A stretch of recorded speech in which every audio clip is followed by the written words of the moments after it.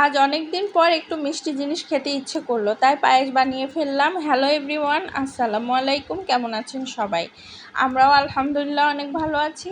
তো আমি পায়েস বানানোর জন্য এখানে চালগুলো আগে থেকে ধুয়ে নিচ্ছি।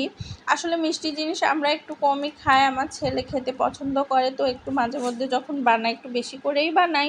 তো আমার বাসায় যেহেতু আজকে মেহমান আছে, তাই একটু বেশি করেই বানাচ্ছি।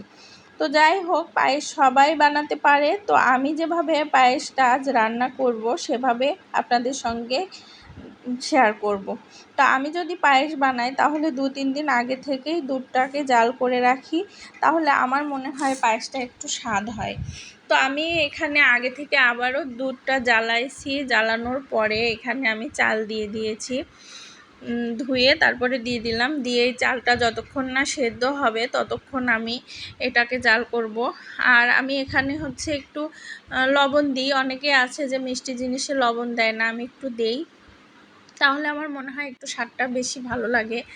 তো যাই হোক, এখানে আমি চিনি অ্যাড করে দিলাম স্বাদ মতো, যতটুকু যেরকম পায়েস থাকে রান্না করে সেই স্বাদ মতো অনুযায়ী চিনি অ্যাড করে দেব। তারপরে আমি এখানে ভালো করে সুন্দর করে সেদ্ধ হওয়া পর্যন্ত আগে পায়েসটা জাল করে নিয়েছি। তারপরে যখন দেখেছি চালটা ফুটে গেছে তখন আমি চিনিটা অ্যাড করেছি। তারপর স্বাদ মতো চিনি দিয়েছি, হালকা একটু লবণ দিয়েছি, দিয়ে ভালোভাবে আমি নাড়ছি। আর দেখতেই পাচ্ছেন এখানে তেজপাতা আর এলাচ দিয়েছি। আমার কিছু কিছু ভিডিও স্কিপ হয়ে গেছে, আসলে ব্যস্ত ছিলাম অনেক, যেহেতু মেহমান আছে।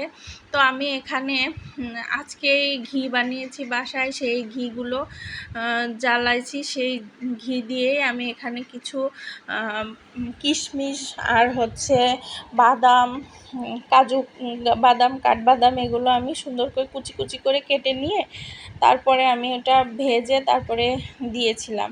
তো যাই হোক, আমার রান্নাটা হয়ে গেছে, পায়েস রান্না।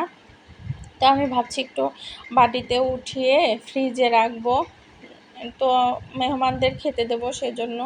তো আমি এখানে সুন্দর করে একটু বাটিতে উঠাচ্ছি, উঠিয়ে ভাবছি গুছিয়ে রাখবো।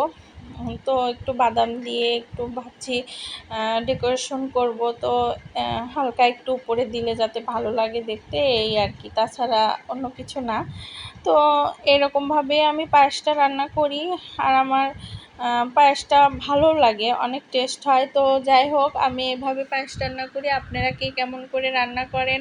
যদি আমার ভিডিওটা আপনাদের ভালো লেগে থাকে তাহলে একটা কমেন্টে জানাবেন কেমন করে রান্না করলাম, ভালো হয়েছে কি না। তো আজকে এ পর্যন্ত, সবাই ভালো থাকবেন, সুস্থ থাকবেন, আল্লাহ হাফেজ।